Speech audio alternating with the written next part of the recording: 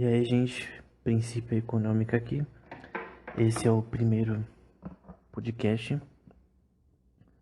que, na verdade, esse podcast nasceu a partir do Araném Science Podcast, que a gente fala sobre física, matemática e também em alguns episódios sobre economia, sobre caos em sistemas econômicos, como previsão de inflação, que é um sistema bem complexo, expoentes de Lyapunov na inflação, são formas de medir o caos da inflação do ponto de vista computacional. A gente falou sobre economias em MMOs e RPGs no canal e no podcast, né?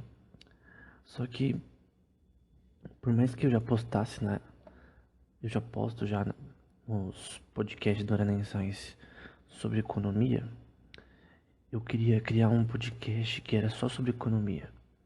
Que eu vi que vários temas eram relacionados ao que, ao que era a proposta do podcast em si. E por isso eu creio que criar um podcast só pra isso seria importante para os dois. Agora vai ficar os ambos, né? Tem o Arena Science Podcast, que vai ficar mais em ciência da computação. E o princípio econômica, mais da economia do ponto de vista computacional, né? Principalmente. Então a gente não vai falar muito sobre política ou coisa do tipo. A gente vai olhar para a economia do ponto de vista matemático e computacional apenas, que na verdade é minha área, né? Por mais que eu estude economia por fora, minha área é ciência da computação. Então, esse é o foco, né? Por que princípio econômica, né? Porque esse nome, ele vem da princípio matemática. Então, para quem não sabe, foi o livro de Newton que ele escreveu que contém os conceitos básicos relacionados à mecânica clássica, da física, né? E também relacionado à gravitação, enfim, cálculo também. Embora outro cara chamado Leibniz criou o conjunto de forma independente, mas mesmo na mesma época, né? Eles eram contemporâneos. O Princípio é Matemática é um, é um livro extremamente importante historicamente na física. E eu queria colocar princípio econômica, até porque muito do que a gente vai falar também é sobre cálculo na economia, né? O uso de cálculo diferencial e de cálculo de variações na economia. Então, são coisas importantes nessa área, né? O próprio equilíbrio de Nash é relacionado a esse tema também, e outros temas que são temas focados na parte matemática de economia, né? Eu creio que o método que as pessoas gostam, né, que é a economia austríaca, que foca mais no conceito de você entender a parte subjetiva da economia, de eventos, né? Não subjetiva, a parte objetiva, mas não somente matemática, né? No caso, eu acho que todo mundo que crê na economia austríaca também crê que matemática é importante na área, não só tão importante quanto pessoas antigamente pensavam, ou pensam hoje em dia, né? De que a gente pode prever as coisas com infinita certeza, sem, com modelos matemáticos, sem ter a noção de que se eu souber que as ações da Facebook provavelmente vai cair por causa de eventos políticos, então eles têm mais peso do que os meus dados estatísticos sobre o Facebook. Os dados bayesianos, né, históricos, que a gente vai falar também sobre isso em outro episódio futuro. Mas normalmente, no geral, o foco do podcast é falar sobre economia de um ponto de vista mais matemático, mais computacional. Por isso o nome princípio econômica, né? E qual é o nosso tema de hoje? O nosso tema vai ser falar sobre a economia na Argentina, apenas do ponto de vista inflacionário. Então a gente não vai falar dela historicamente, nem de forma política. A gente vai focar mais na parte inflacionária, né? A Argentina é o exemplo de país com inflação mais, assim, estranha.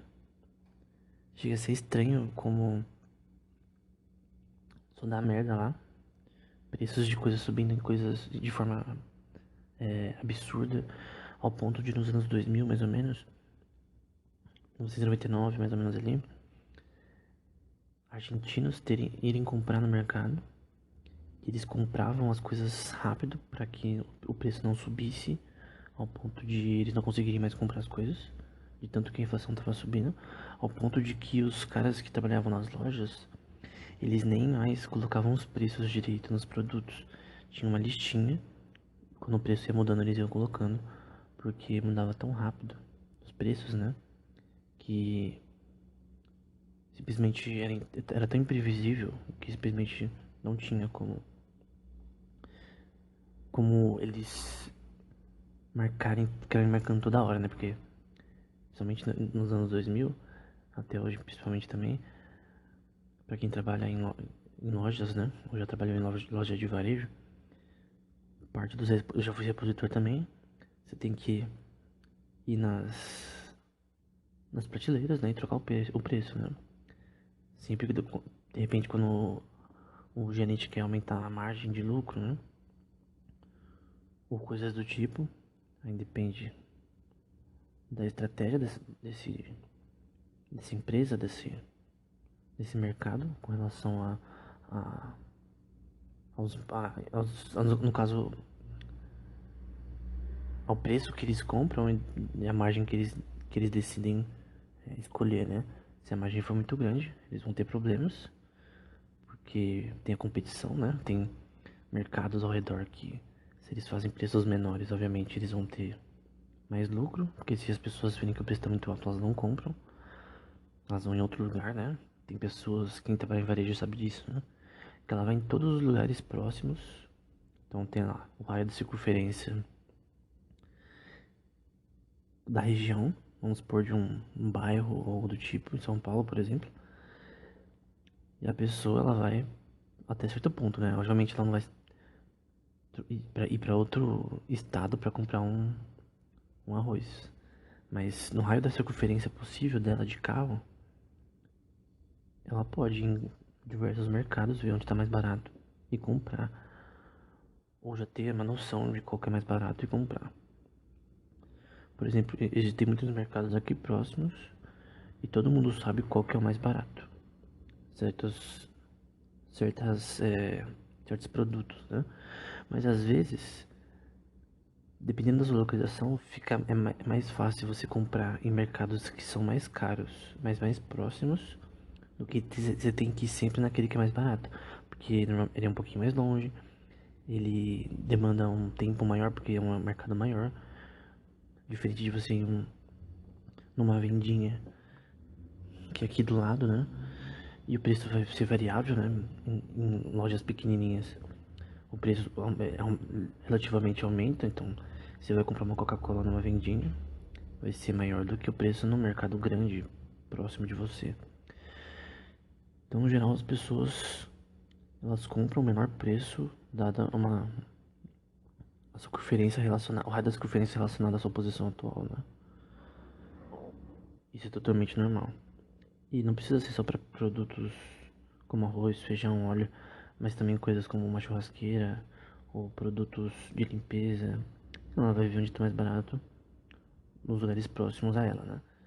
Essa se chama também competição de Bertrand, que é relacionado a esse tema, né? Determinadas, vamos supor que duas empresas querem competir, monopólio, e nessa competição de Bertrand, a empresa que escolheu um preço menor, obviamente vai ter, entre duas, né? Vai ter uma vantagem, que ela vai conseguir vender. A não ser que alguém ofereça o desconto, né? Mas quando você aumenta para várias empresas, o negócio fica mais complexo, né? Então essa questão de você escolher preços é uma coisa muito... Ela é objetiva, mas depende. Depende da situação do mercado em si, da demanda desse mercado. Para a estratégia que as pessoas vão escolher. Qual que é o problema da Argentina? A gente não vai focar na história, né? Mas lá teve diversos momentos políticos. Perón, por exemplo, daquela música conhecida Perón, Perón, que exaltava o ídolo da Argentina, do presidente que foi adorado, na verdade, pela Argentina por muito tempo. E os presidentes que continuavam esse peronismo, né, eram mais vistos como melhores ou eram mais confiáveis para a população, né, porque a população acredita, parte da população, que Perón fez algo bom pelo país. Enfim, isso não é o caso. A questão é que, se você vê os dados de 1810 da Argentina até 2005, por exemplo, citando um paper do John Thornton, que eu vou deixar na descrição todos, que ele fez esse paper pelo Departamento Fiscal do Mundo Internacional Monetário, não, do Fundo Internacional Monetário, em 2007, é o primeiro paper na descrição, e o foco dele é dizer que tem uma relação da hipótese de Friedman, que eu vou explicar, com relação à variação da inflação na Argentina. Então, tem um exemplo, com um gráfico aqui desde 1910 da Argentina, e você vê que o preço dos produtos não varia drasticamente ao longo do tempo, quando a gente compara com 1950 para frente. Então, no geral, a inflação era bem estagnada na Argentina. Em 1950 esse negócio começa a aumentar, ao ponto que em 1990 as coisas explodem, né? E depois abaixam posteriormente. E uma época atrás, as pessoas pensavam que inflação, por mais que na Argentina obviamente era ruim, mas as pessoas acreditavam numa coisa chamada curva de Philip, de que um pouquinho de inflação criava empregos, que um pouco e menos inflação, no caso, ia criar desemprego, né? E isso na verdade é uma mentira, né? Que a gente vai ver. Que foi a proposta do ganhador do prêmio Nobel, né? Que é o. Deixa eu ver o nome dele aqui. É o Milton Friedman. Que eu já vou falar dele também. Que na verdade é o contrário, né? Ele falava, né? Que na verdade quando a gente tem maior inflação, a gente também tem maior desemprego. Só que talvez tinha uma noção em outros países que um pouquinho de inflação era bom.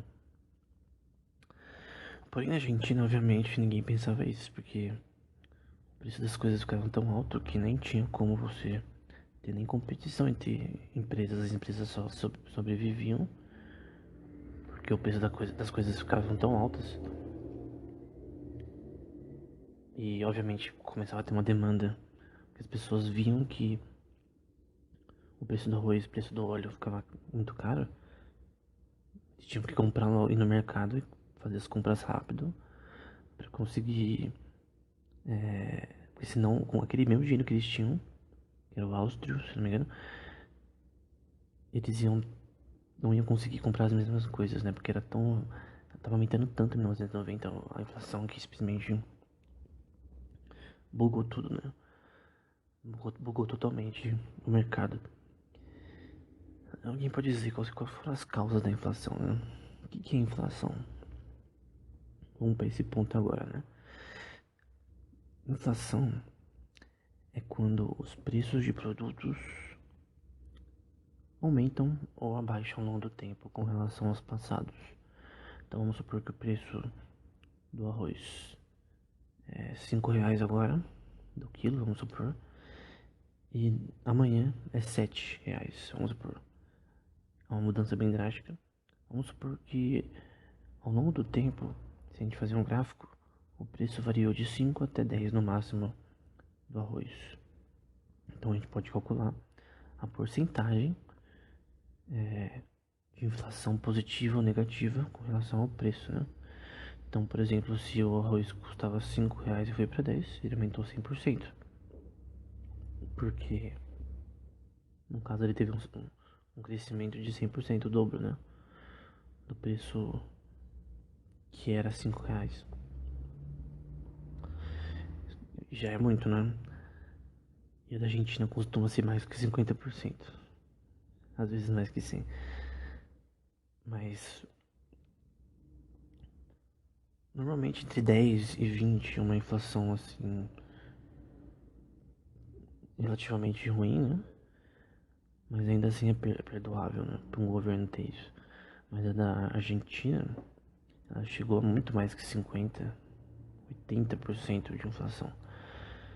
Então, isso no caso, o crescimento do preço de produtos que são básicos para a sobrevivência. E aí, mesmo que você trabalhe o dia todo, com o salário que você ganha em Áustria, né? Porque o problema não é só o preço dos produtos, mas o valor da moeda argentina, que era uma bosta, né? Abaixava muito. As pessoas falavam que era mais barato você acender um áustrio, né? Que é o dinheiro da Argentina. Um cigarro no áustrio do que no papel. De tanto que a moeda tava um lixo. Então, um paper importante do IMF relacionado ao Fundo Monetário Internacional, né? Que ele faz uma análise empírica da inflação na Argentina, no Brasil e de Israel. Ele diz com vários pontos, eu não vou dizer que eu concordo, do que das causas da inflação nesses países, né? Na Argentina, no Brasil e no Israel, como questões fiscais, o balanceamento de pagamentos, ou coisas desse tipo, né? Coisas relacionadas ao crescimento de dinheiro no país. Então, se você tem muito dinheiro entrando, no caso, quando eu digo dinheiro entrando, é dinheiro sendo, por exemplo, vamos supor que o país ele decide imprimir dinheiro. Se você tem um crescimento de dinheiro desse tipo, você não tem um crescimento de capital na prática. Porque o dinheiro, ele não tem valor. O que tem valor é o que pode ser comprado com esse dinheiro. E aí tem uma coisa chamada taxa de câmbio. Por exemplo, o real com relação ao dólar.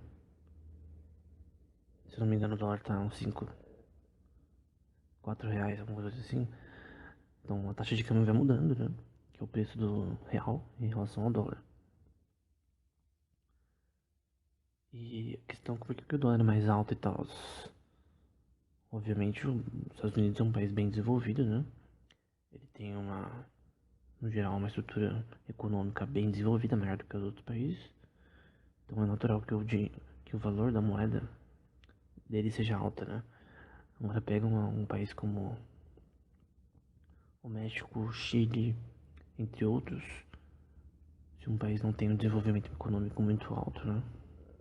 Empresas, desenvolvimento tecnológico, de pesquisa acadêmica, ou coisas desse tipo, é, produção agrícola, produção de gado, produção relacionada de repente na parte tecnológica de chips, coisas desse tipo. Quanto mais você cresce, a educação também e, e a economia nacional principalmente, a exportação de produtos também, você se torna relevante para os países. Os países vão te investindo você porque você é um país que está tendo resultados e está dando algo para outros países também, né? De repente, desse tipo. E obviamente, isso cria uma confiança no país. E talvez essa seja uma parte do crescimento monetário de um país com relação aos outros, né? Então, quando um país se torna importante economicamente, obviamente a moeda dele tende a crescer. Mas tem, assim, eu sou um adepto da teoria chamada Complexity Economics, que tem até um paper na Nature, que eu sempre não esqueço o nome do autor, mas é um paper de 2011. Não, eu escrevi Econômica Completa. É Complexity Economics Nature, do W.B. Arthur. Em 2021 ele escreveu uma tese nisso na Nature, mas ele já tinha escrito outra no fim dos anos 90. que ele estabelece a economia como um sistema complexo que não pode ser visto de forma neoclássica, né? Que os agentes na economia, eles não cooperam. Pelo contrário, eles não cooperam, né? Que é o equilíbrio de Nash, no caso também. Então, no geral, o sistema econômico ele é um sistema complexo de agentes que não cooperam, que não sabem a melhor estratégia para conseguir crescer, comparado a, vamos por países aqui. De repente, eles não sabem a melhor estratégia para se pôr na frente às vezes, e que tem muita também irracionalidade, né? A gente pensa que todo mundo vai querer otimizar o seu lucro, mas às vezes eles não têm a melhor forma de fazer isso. Porque se todo mundo tivesse a fórmula mágica para conseguir dinheiro, todos os países iam ser ricos e a pobreza ia passar a ser uma piada, né? A gente vê isso, que isso não é verdade. Então, tem essa questão relacionada a como a economia em si funciona, como a inflação funciona. Eu falei no começo, por exemplo, sobre a teoria do caos na economia, que a gente pode falar em outro episódio, né? E esse caos é relacionado na inflação, por exemplo, a diferença gritante de predições com relação à inflação. Então, se torna complexo ao ponto de vista de ser impossível você prever a inflação de país daqui a 10 anos. Por quê? Quem, por exemplo, previu que a maioria dos países do mundo iria ter uma inflação extremamente alta em 2020?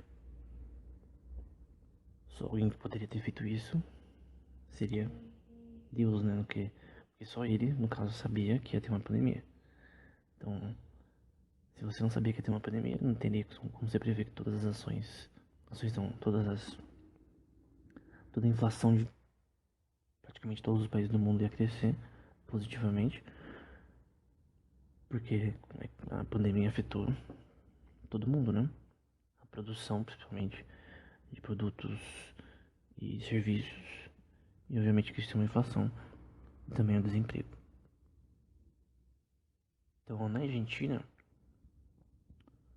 aqui seguindo o paper que eu citei anteriormente, que está na descrição, comparando a Argentina, Brasil e Israel, você vai ver que a inflação deles vai ser, a partir de 1982, vai começar a vir de 20 para quase 120%. Enquanto no Brasil, por mais que Brasil e Israel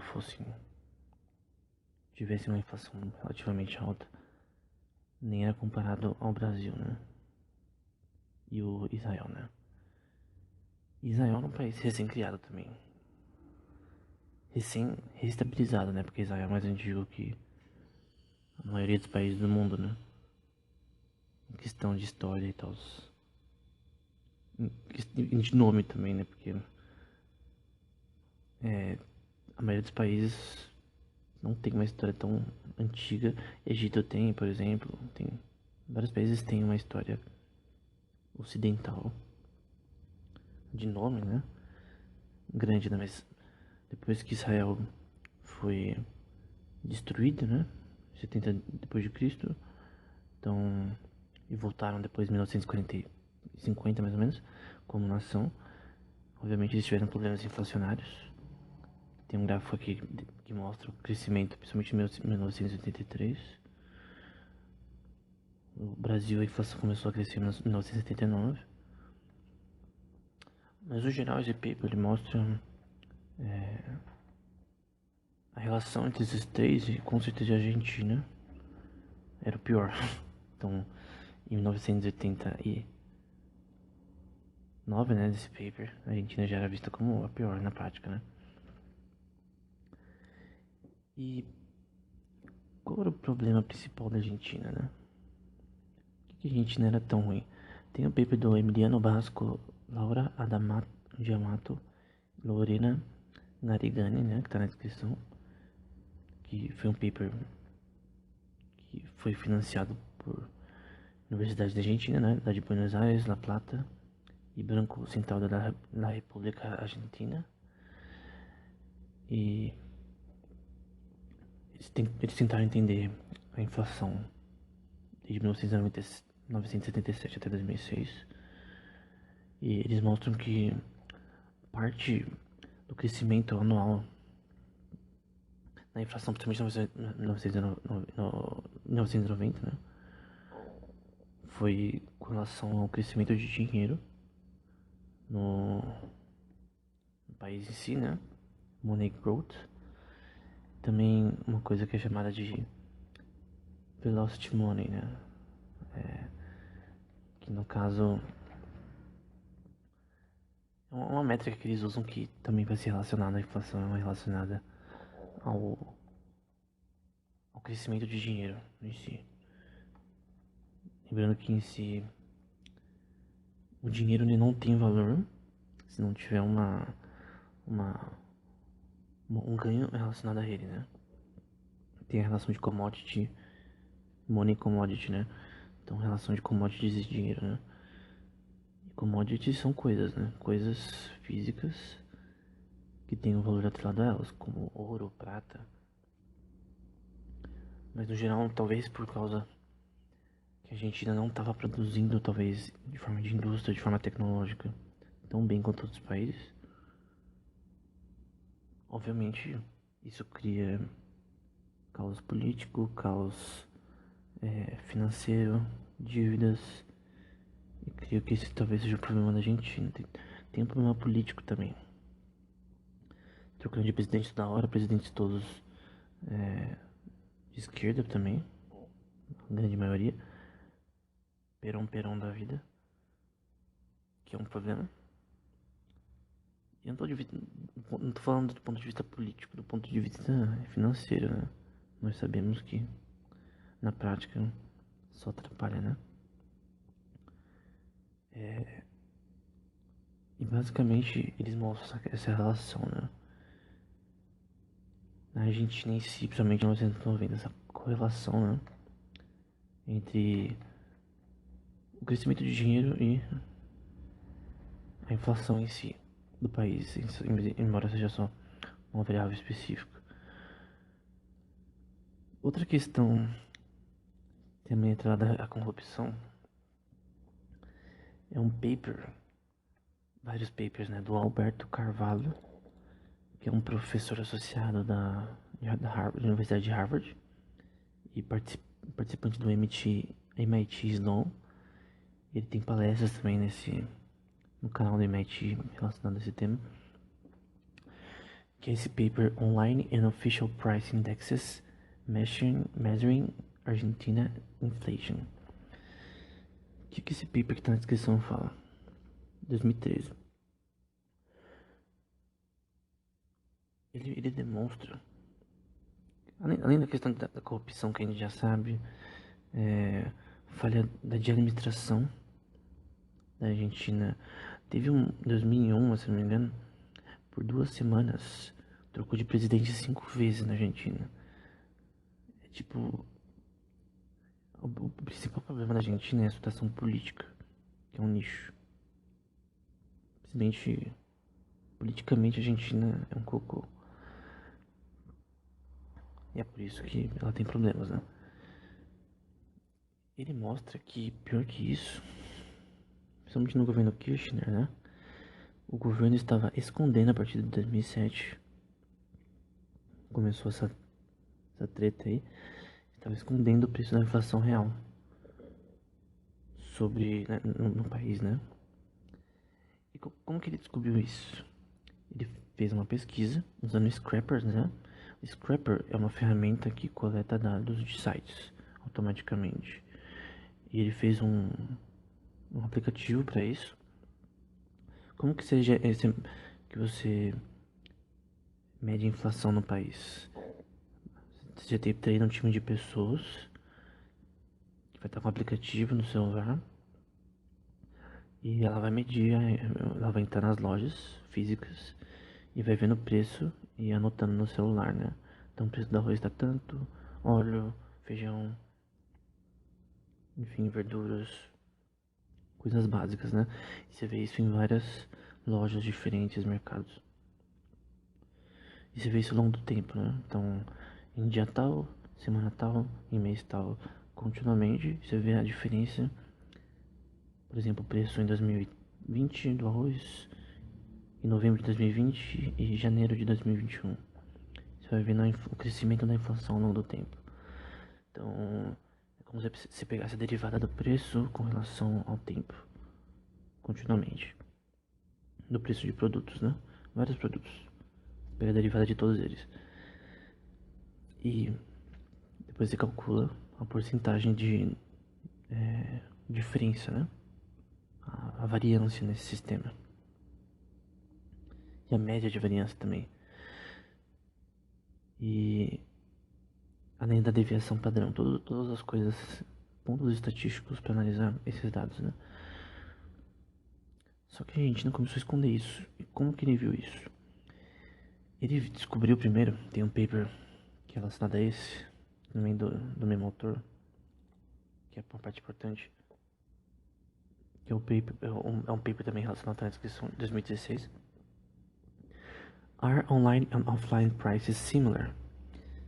Aí continua evidence from large multi-channel retailers.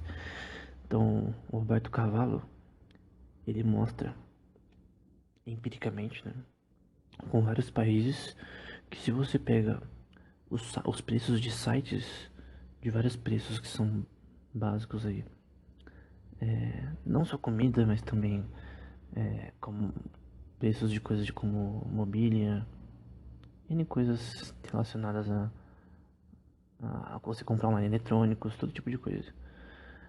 Serviços, de repente, também. No caso, acho que não inclui serviços, mas produtos. E isso nas maiores lojas, né? Ele só usa lojas grandes aqui no caso.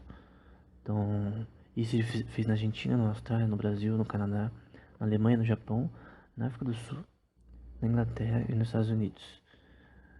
E o único país que mostrou uma diferença, porque esses dados eles foram coletados organicamente de sites. E o preço, por mais que às vezes o preço das coisas muda de site para offline, no caso, você comprar na loja, na maioria das vezes o preço no online é mais barato. E às vezes a diferença ela vai de 30 a 50%. Tem uma diferença, principalmente no Canadá, eu vi uma diferença, por exemplo. Mas no geral a diferença não é muito grande, né? Esse é o ponto do artigo. Empiricamente, a diferença dos preços de produtos online e offline não é gritante, não é muito grande no caso. Da descrição desse paper. E no caso do paper de 2013, então você pode ver aqui nesse paper de 2013 que comparando, fazendo análise da inflação, né, da diferença dos preços ao longo do tempo, catalogando isso, usando sites no caso, né, sites que tem que vendem N tipo de produtos eletrônicos. Ele viu que em alguns países tem uma diferença assim dos preços online e offline, né? E para diversos tipos de produtos, mas no geral é bem estável. E que a análise dele, por exemplo, do Brasil, do Chile, da Colômbia e da Venezuela, davam dados bem parecidos com aqueles da inflação que o país realmente mostrou estatisticamente, né? A do Chile, por exemplo, dá quase a mesma coisa, praticamente, da Colômbia. Então, no geral, isso é prova de que a inflação real daqueles países realmente está sendo calculada justamente. Que esses países não estão mudando a sua inflação por razões políticas. Quando a gente vê, e ele fez isso com vários países, cerca de 20 países, até com os Estados Unidos também, vários países, e com diversas lojas, sempre lojas mais cotadas, né? Obviamente a gente tem que lembrar que as lojas que são menores, os preços são maiores, normalmente, porque elas compram menos produtos, então a margem vai ser sempre menor. Nesse sentido, eles têm que aumentar o preço por conta disso, né? Então por isso que, como eu disse antes, você vai comprar Coca-Cola na padaria, vai ser mais caro que no mercado grande, isso é óbvio. Porque o mercado grande compra em grandes quantidades, então obviamente ele pode fazer uma margem menor, ganhando um lucro relevante ainda. Só que a inflação anual da Argentina é tipo abismal a diferença no gráfico comparado aos outros países, né? Então ele fez essa pesquisa com sites online, ele viu que não tinha diferença da inflação. No geral não tinha muita diferença da inflação dos países, então era um método estatístico que era científico, né? Para analisar a inflação de países. Talvez não totalmente o PIB, enfim, mas a inflação era algo certo. E a inflação mensal também, a inflação diária dos supermercados na Argentina eram bem diferentes do que o governo estava dizendo. Então, qual a conclusão que ele chegou, Cavalo? Que a Argentina estava mudando, através de formas corruptas, a estatística da inflação. E você pode fazer isso. Diversos governos, o próprio Brasil também, você vê que vários institutos estatísticos têm um lado político, em pesquisas eleitorais e tudo, não só a inflação, vários termos estatísticos para uma razão política, né? Mas eu acho que esse nível de corrupção da Argentina chegou ao ponto de que pessoas de 2007 para cima, economistas que publicassem coisas diferentes, o próprio Cavalo vai dizer, tanto nas palestras deles quanto nos papers, que economistas que produzissem uma inflação que fosse diferente do que o governo produzia, eram ameaçados de prisão, tirar o subsídio. Então tinha regiões ali na Argentina que faziam um cálculo de inflação da região, e se eles publicassem algo diferente, por exemplo, vamos supor que a inflação está em 20%, o governo põe 8%. Se alguém colocar algo como 20, 19, 18, o governo já vai lá e já vai atacar você, né? Pessoas que estão na Argentina, né? Isso é relacionado também a índices de pobreza. Por exemplo, o índice canasta básica de alimentos, que é de alimento básico também, eram forjados, parece. O do preço, nem tanto. Não, o preço sim.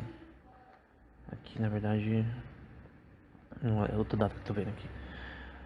Enfim, evidências que ele mostrou da corrupção na Argentina com relação a isso, né?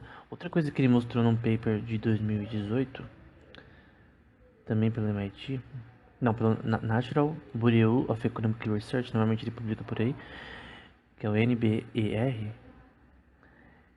Ele publicou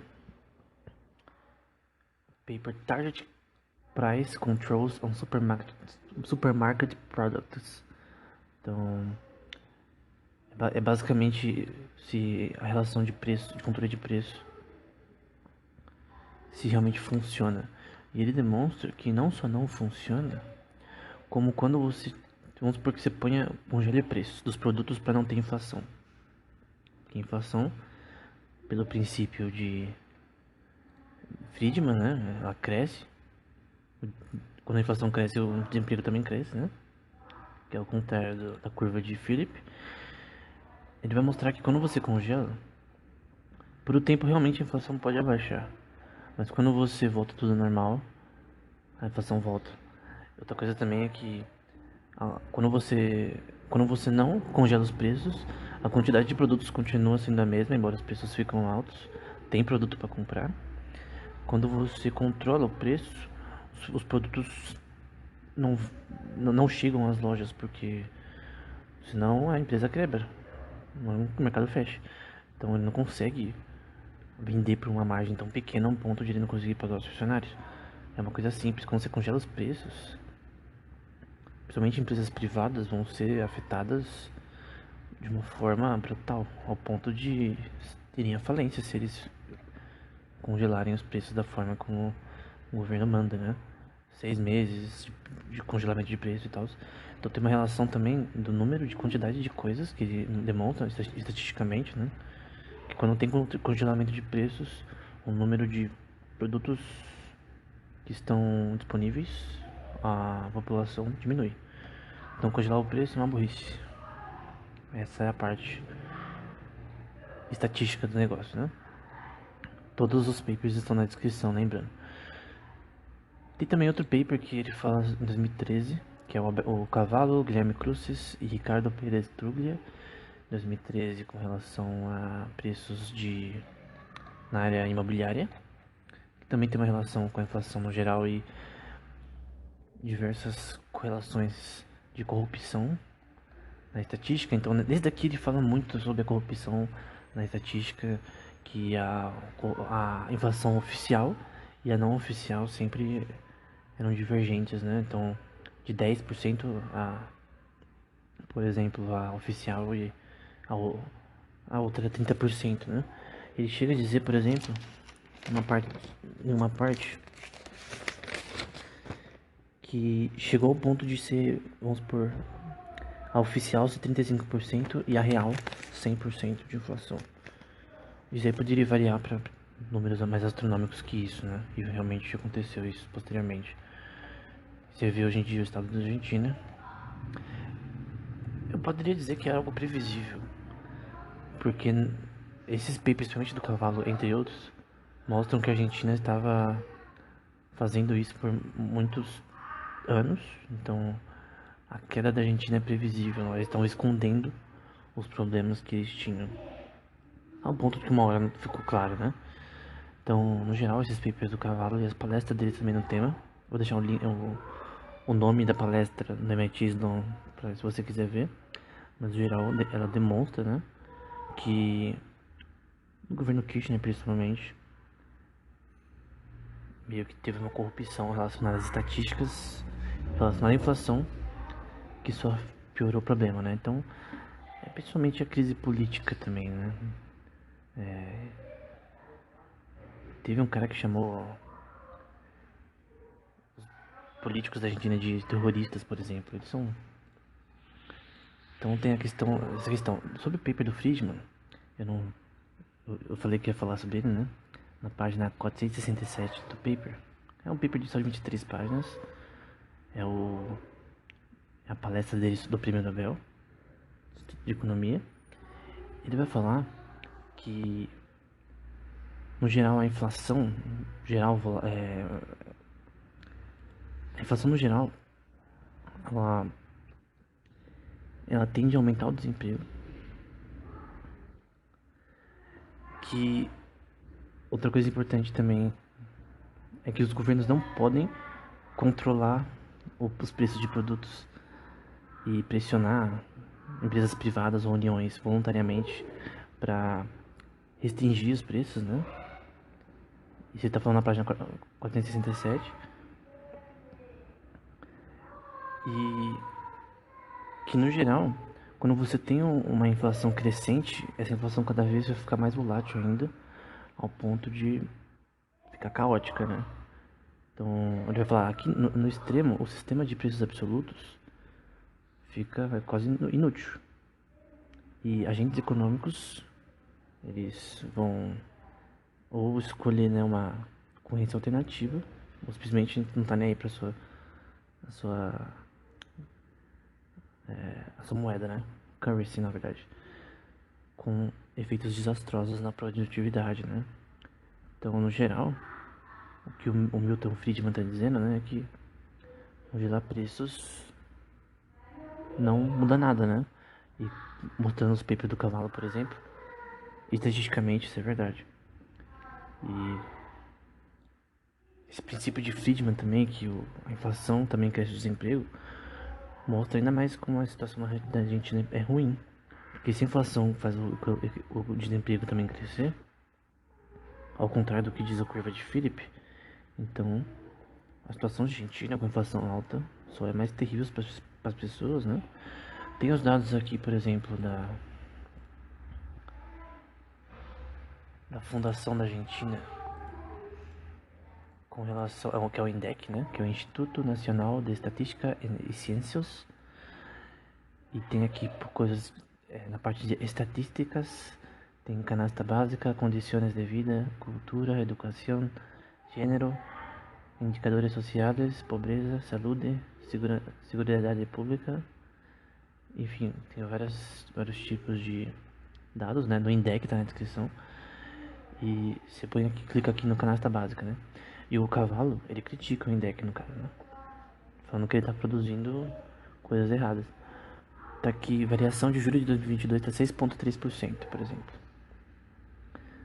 Índice de pobreza, né? 27%. Quem tá abaixo da linha de pobreza é 37%. Embora muitos canais de notícias põem números maiores, né? 41, enfim.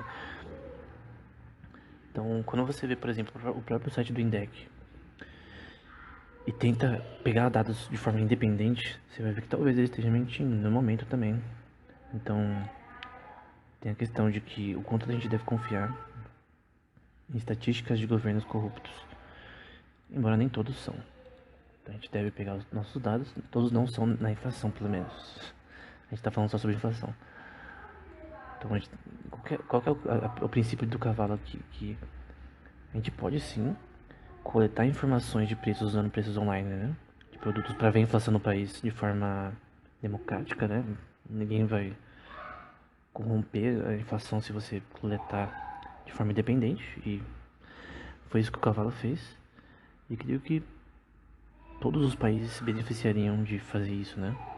De institutos independentes do governo calcular a inflação de forma...